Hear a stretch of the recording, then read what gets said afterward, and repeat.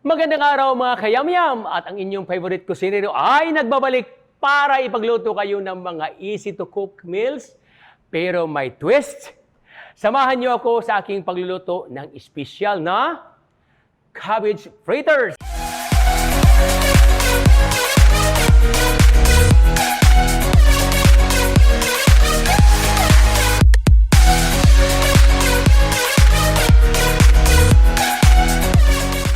Cabbage is rich in vitamins and fiber. Kaya pag ito ang nasubukan nyo sa inyong mga chikiting, madaling sundan at sigurado akong masustansya. Pero bago tayo magsimula, dapat ay maghugas tayo ng kamay. Ugaliin natin dahil pag malinis ang kamay, masarap ang pagkain. Alright, are you ready? Sa mahilig magtanim ng repolyo, subukan nyo ang Rapture Bowl Cabbage, seed ng Seedworks. Mabili ito sa mga agri-dinner stores nationwide. Also available sa Shopee at Lazada. Ayan. Babalance natin. Babalance natin ang bahagya bago natin hiwain. Para medyo maalis yung pait. Alright. So, blanch na ng bahagya. Not really too much. Should be crunchy pa ng konti. Okay. There you go. Hindi masyadong lutong-luto. Konti lang. Kasi fritters natin. Yan. Then, hiwain natin ito ngayon. Jujulyan natin.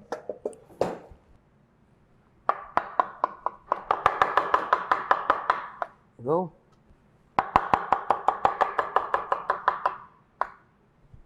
There you go. Maganda kasi may spring onion.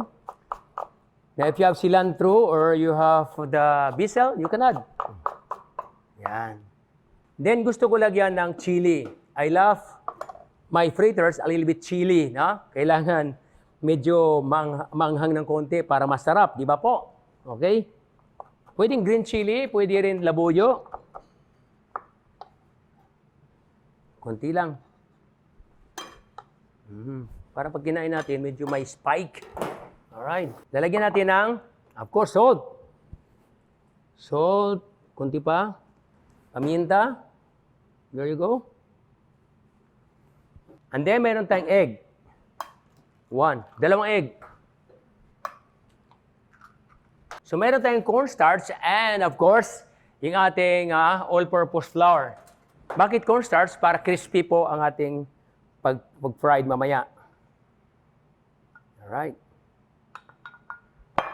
Nilagyan ko ng flour para hindi masyado namang sobrang tigas. Alright. So, haluin lang natin. Mix all together. Kunti pa. Kailangan halong-halo. Para pag fried mo, crispy. Kunti pa. Alright, then sit aside for a while. Alright, so lagyan natin ng ating mantika. May technique po ako dito mga kayamyam ha. Banana leaves here. Gagawa ka lang ng ganito, round, or pwede ring square lang. Since maraming dahon dito sa farm, so no problem. Puputulin mo lang ng buo, marami na po rito. Napakaraming dahon dito. So, papatong sa platito. Nilalagay natin yung ating cabbage julienne, mixtures of other ingredients. Kasi pag nilagay mo to, katulad yan, kasama yung dahon, technique, di ba? Kasi pag hindi mo ginaganyan, hindi mo mabuo na bilog yung fritters mo. So you have to move this one like that. Look at that. Beautiful. Look at that. Colors. Beautiful.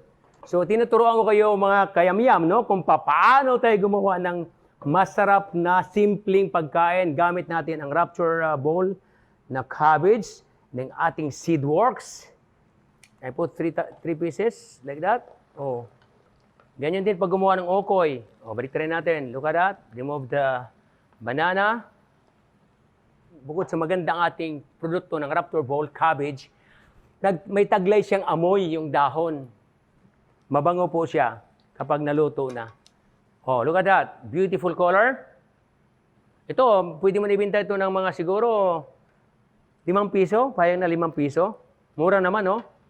Siguro 10 pesos. Mahal naman ng 10 pesos. Siguro 6 pesos or 7 pesos. Pwede na po yan. Then we have the sriracha sauce with mayo. Napakadali lang talaga nito. Look at that. Napakamura ng cabbage. Bakit pa natin pahirapan natin sarili? Ito lang, napakasimple. I love crispy, my goodness. Sariwang-sariwa ang gulay, sariwang-sariwa yung gumawa, di ba? Oh, you're right! Ito na yung ating cabbage fritter with Sriracha Mayo dip na ginamitan natin ng rapture ball cabbage. See you again next time mga kayam-yam ni Idol! Panoorin ang aking mga past episodes sa aming YouTube channel, Seedworks Info Center. At subscribe na at i-click ang notification bell button para una kayong makapanood ng aking mga cooking tips at new recipes. Mag-comment lang kayo kung may mga gusto kayong dishes na iluluto ko, alright? At syempre naman, gusto kong batiin ang ating mga avid viewers at ang mga palaging nagko-comment sa ating mga videos. Shout out kina Pinoy Cooking, Carmela Vigonte, Bahay Vlog, Edna Sarmiento, Kamalayan. Maraming salamat sa inyong pagtangkilik ng Yum Yum ni Idol sa Seedworks Info Center. Magkita-kita tayong muli!